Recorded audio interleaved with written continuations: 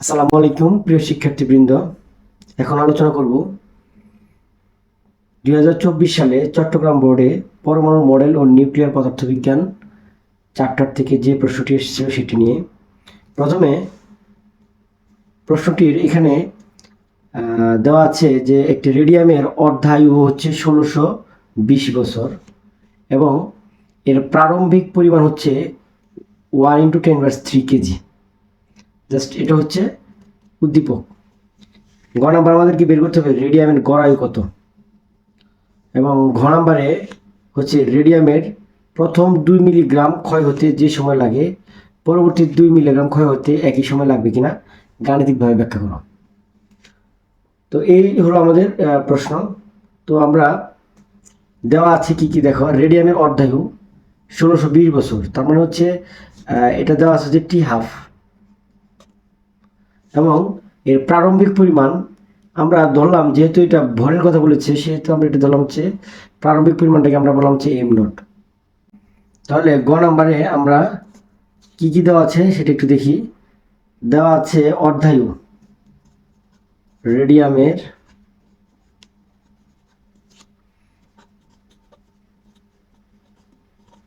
অর্ধায়ু T½ = ১৬২০ বছর।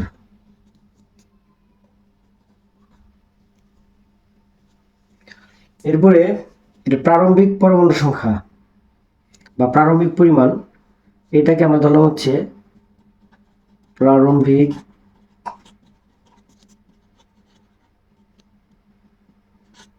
পরিমাণ, এটাকে ধরলাম হচ্ছে m0। m0 = দেওয়া আছে হচ্ছে 1 × 10⁻³ কেজি। তো এটা হবে 1 গ্রাম। এটাকে যদি মিলিগ্রামে কনভার্ট করি তাহলে হবে 1000 মিলিগ্রাম।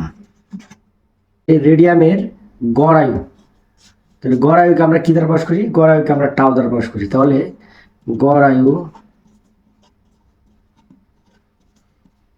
Tau = what? তাহলে আমরা জানি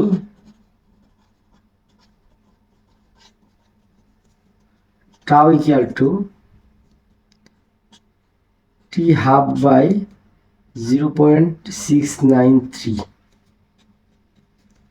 তাহলে T½ এর মান আসতেছে ১৬২০ বছর, 0.693। তাহলে এখানে আমাদের রেজাল্ট আসে হচ্ছে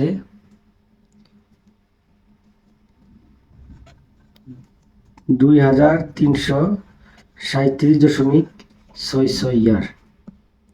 তার মানে হচ্ছে রেডিয়ামের গড় আয়ু টাউ = আমরা লিখতে পারি 2337.66 বছর। এটা গ নাম্বার প্রশ্ন আনসার হয়ে গেল। দেখো এরপর আমাদের বলছে ঘ নাম্বার প্রশ্ন। ঘ নাম্বার বলছে রেডিয়ামের প্রথম 2 মিলিগ্রাম ক্ষয় হতে যে সময় লাগবে পরবর্তী 2 মিলিগ্রাম ক্ষয় হতে কি একই সময় লাগবে? তো দেখো এখন ঘ নাম্বার প্রশ্নের আনসার করতে আমাদের রেডিয়ামের ক্ষয় ধ্রুবকটা বের করতে হবে। তাহলে রেডিয়ামের ক্ষয় ধ্রুবক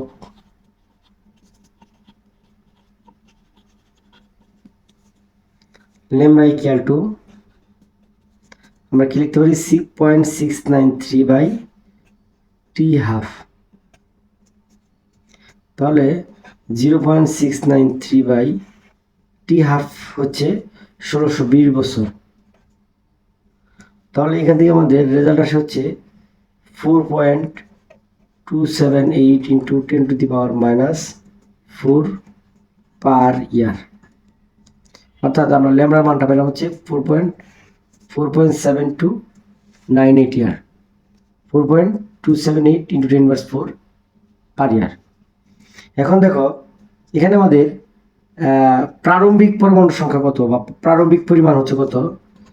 প্রারম্ভিক পরমাণু, এটাকে আমরা বলবো হচ্ছে m0। প্রারম্ভিক পরমাণু হচ্ছে আমাদের 1000 মিলিগ্রাম, এটা কিন্তু দেওয়া আছে। তাহলে আমাদের যে প্রথম ক্ষেত্রে কি করছে, প্রথম ক্ষেত্রে এখানে 2 মিলিগ্রাম, প্রথম ক্ষেত্রে আমরা 2 মিলিগ্রাম ক্ষয় হতে কি সময় লাগে সেটা একটু আমরা দেখি। যদি 2 মিলিগ্রাম ক্ষয় হয়ে যায় 1000 মিলিগ্রামের মধ্য থেকে, যদি 2 মিলিগ্রাম ক্ষয় হয়ে যায় তাহলে থাকে হচ্ছে 998 মিলিগ্রাম। তাহলে আমরা লিখি যে প্রথম ক্ষেত্রে 2 মিলিগ্রাম ক্ষয়প্রাপ্ত হলে অবশিষ্ট থাকে, দেখো অবশিষ্ট থাকে কতটুকু, অবশিষ্ট থাকে হচ্ছে এই 1000 মিলিগ্রাম থেকে 2 মিলিগ্রাম যদি ক্ষয় হয়ে যায় তাহলে থাকে হচ্ছে 998 মিলিগ্রাম। এবং এই 998 মিলিগ্রামটাকে আমরা বলবো হচ্ছে প্রথম মানে অক্ষত ভরটাকে আমরা বলবো হচ্ছে 998 মিলিগ্রাম, এবং এটাকে আমরা M1 দ্বারা প্রকাশ করলাম। তাহলে এখানে আমার প্রয়োজনীয় সময় কত হবে, প্রয়োজনীয় সময়টাকে আমরা লিখলাম হচ্ছে প্রয়োজনীয় সময়, এটাকে আমরা টি দ্বারা প্রকাশ করি। তাহলে T1 ইকুয়াল টু হোয়াট, প্রথম ক্ষেত্রে আমরা এটা লিখতে পারি যে M1 equal to M not E minus lambda T1। তাহলে এখানে আমাদের M1 এর মান কত আসে, M1 এর মান আসে 998 ইকুয়াল টু M নট এর মান হচ্ছে 1000 into E inverse minus lambda মান হচ্ছে 4.278 ইন্টু 10 ইনভার্স 4 ইন্টু T1 এর মান কত আসবে, ইন্টু T1 এর মান হচ্ছে আমরা বের করব, বা এটা আমাদের মূল বের করার বিষয়। তাহলে দেখো এখানে এই ই মাইনাস ল্যামডা T1 বা 4.278 into 10 inverse 4 into T1 equal two 998/1000।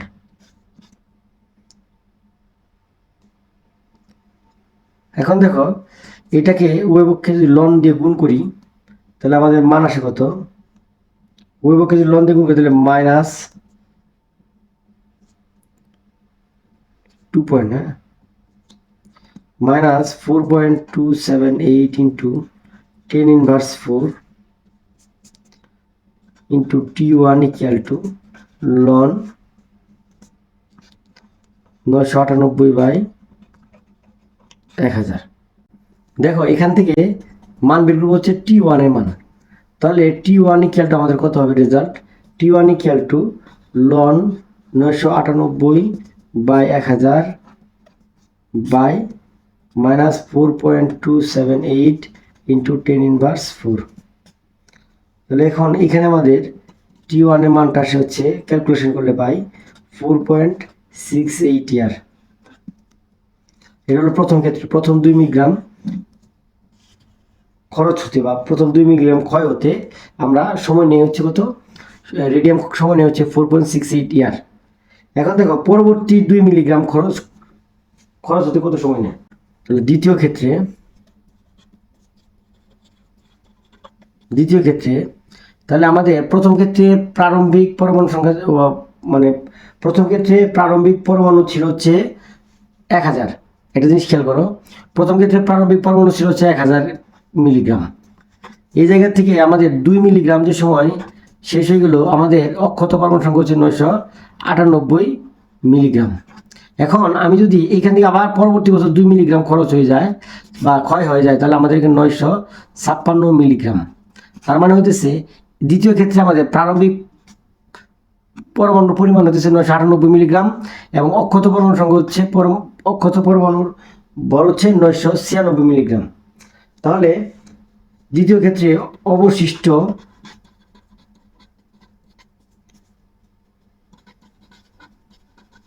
পরমাণু M2 equal to 998 minus 2 equal to 996 milligram. এক্ষেত্রে তাহলে আমরা আবার আগের মতো সূত্র বসাই, M equal to M not E minus lambda T। Lambda T2 এবং এখানে হবে M2। তাহলে M2 মান হচ্ছে 996 মিলিগ্রাম, M0 এর মান হচ্ছে 998 মিলিগ্রাম। ই মাইনাস ল্যামডার মান আমরা জানি 4.278 ইন্টু 10⁻4 ইন্টু T2। তাহলে আমাদের এখানে T2 মানটা বের করতে হবে। তাহলে T2 ইকুয়াল টু কত লিখতে পারি? T2 ইকুয়াল টু লিখতে পারি লন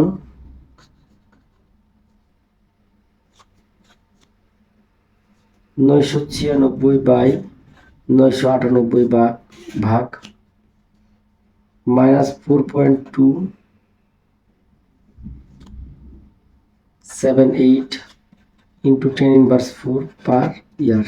দেখো এখান থেকে আমরা পাবো হচ্ছে 4.69 ইয়ার। এটা হলো T2 মান। তাহলে প্রথম ক্ষেত্রে 2 মিলিগ্রাম ক্ষয় হতে আমাদের সময় লেগেছে হচ্ছে 4.68 ইয়ার।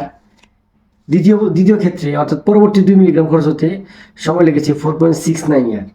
তাহলে দেখো এখান থেকে আমরা কিন্তু বলতে পারি যে প্রথম ক্ষেত্রে যে সময় যেটা আমরা T1 দ্বারা প্রকাশ করছি এবং দ্বিতীয় ক্ষেত্রে যে সময় যেটাকে আমরা T2 দ্বারা প্রকাশ করছি, এই T1 নট ইকুয়াল টু কিন্তু T2। তাহলে আমরা এখান থেকে বলতে পারি যে প্রথম ক্ষেত্রে উদ্দীপকের রেডিয়ামের প্রথম 2 মিলিগ্রাম ক্ষয় হতে যে সময় লাগবে পরবর্তী 2 মিলিগ্রাম ক্ষয় হতে সমান সময় লাগবে না। ধন্যবাদ সবাইকে।